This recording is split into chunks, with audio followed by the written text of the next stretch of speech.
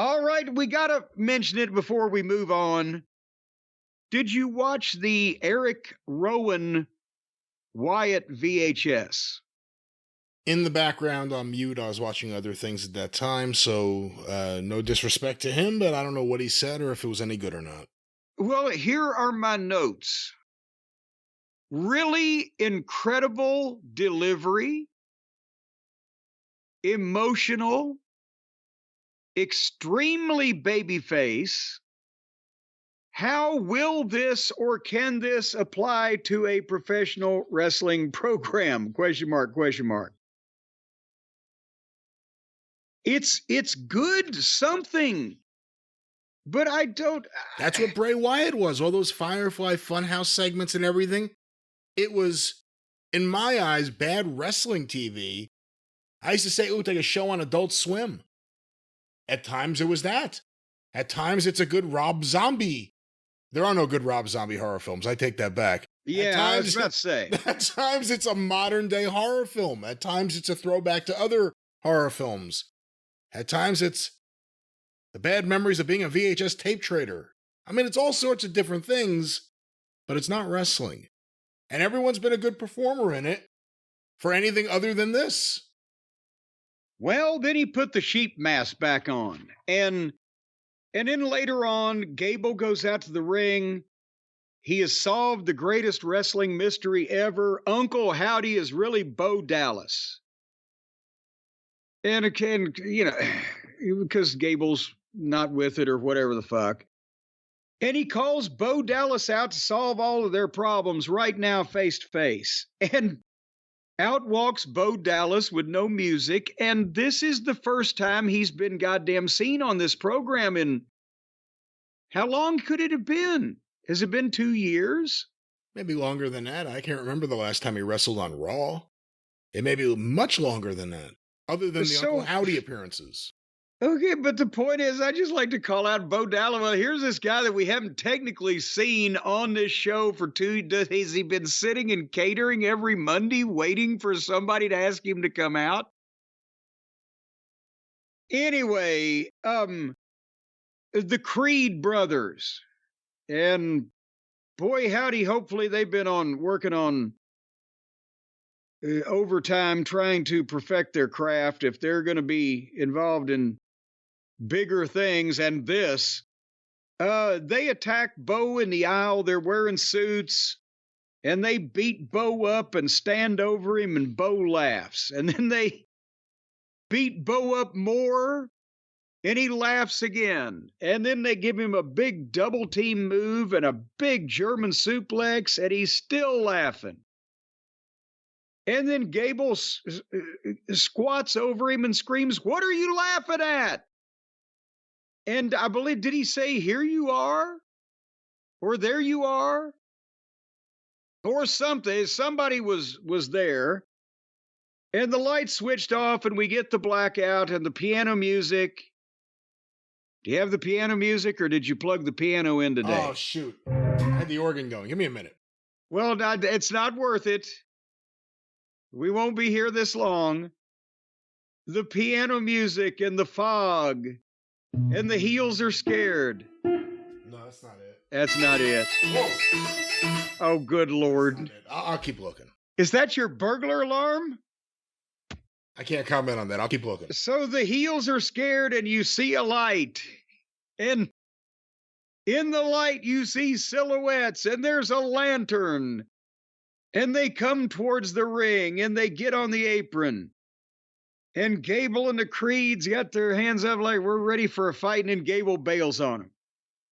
And then the Creeds turn around and see these guys fucking, they bail out. And then Bo, who these... Again, as 3 people are trying to push, they've just repeatedly been beating on him. And he's still laughing. And he gets up and they all pose in front of the lantern while he laughs. And it took much, much longer for them to all actually do that than it took me to tell you about it. So that's why, I mean, if they can't fucking... If they hurt him and they laugh, I mean, how are you going to win that and now they're baby faces. What was it, 3-4 weeks ago? They committed mass murder at the gorilla position. And now they're baby faces. I do what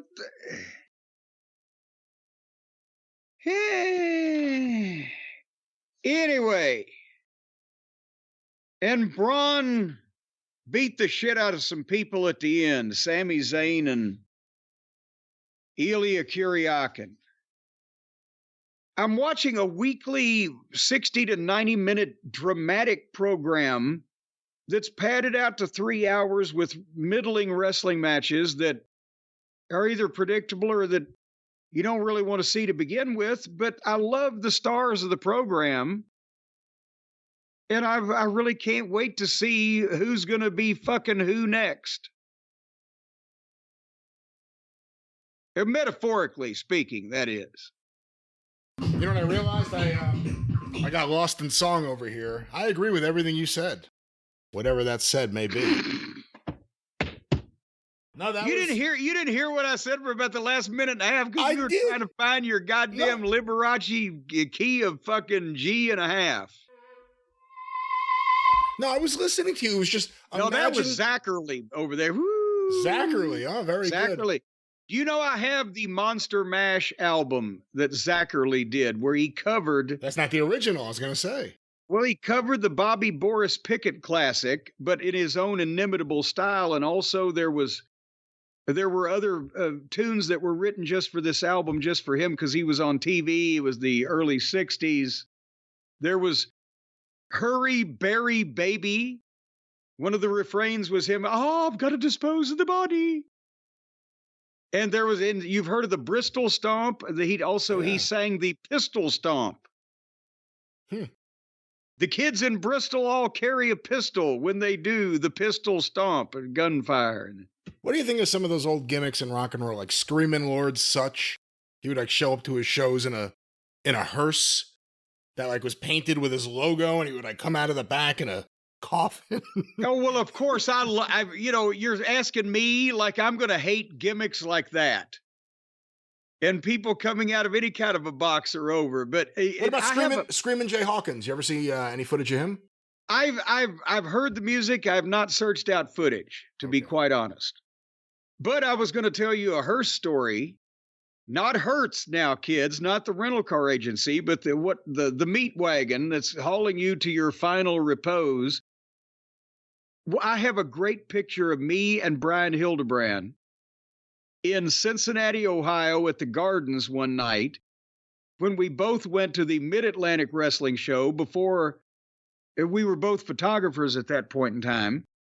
And Brian actually was wrestling on, the Independence in West Virginia even by then. But Dr. Creep brought his mobile mortuary down from Dayton. He was the evening horror movie host on, I think it was WDEF in Dayton. One of the there was 2.5 TV stations in Dayton at that point. This was 1981. And it was a hearse that had been converted to be like a limousine. And he even had a bar in the back, and the walls had like velvet, like it's lined like a coffin, and it had painted on the side Dr. Creep's mobile mortuary. And he would do personal appearances in that thing, but because he was a wrestling fan too, and Dayton's only 45 miles, they came down that's when Brian was at college in Dayton. How about in college at Dayton? Or what? You get the picture. Whatever happened to Brian's dad's videos? I'm pretty sure that I would imagine that either Brian's wife Pam or potentially maybe even Tommy Noe might have got some of those. He had a bunch also, but the Smoky Mountain stuff. But good Lord, all the videos that who knows if they still exist. Brian's dad would take a camera to independent shows when there hardly were any in the 80s and shoot stuff that I'm pretty sure it was that was the only camera present at the time. I don't know where all that stuff went. If Brian, me and no, one night in Pittsburgh, and folks, I should say Brian Hilderbrand, aka Mark Curtis, the referee in WCW Smoky Mountain and etc. in the 90s. But his father, Regis, was a cop in Pittsburgh. And every time that we went to Pittsburgh for Crockett, Brian and his dad would pick me up and we'd go to the Eaton Park out there at the airport. And Brian loved the sticky buns. And then we'd go down to the show together, and then they'd bring me back to the hotel that night. We'd have dinner, whatever. And one that Bubba Rogers had just started.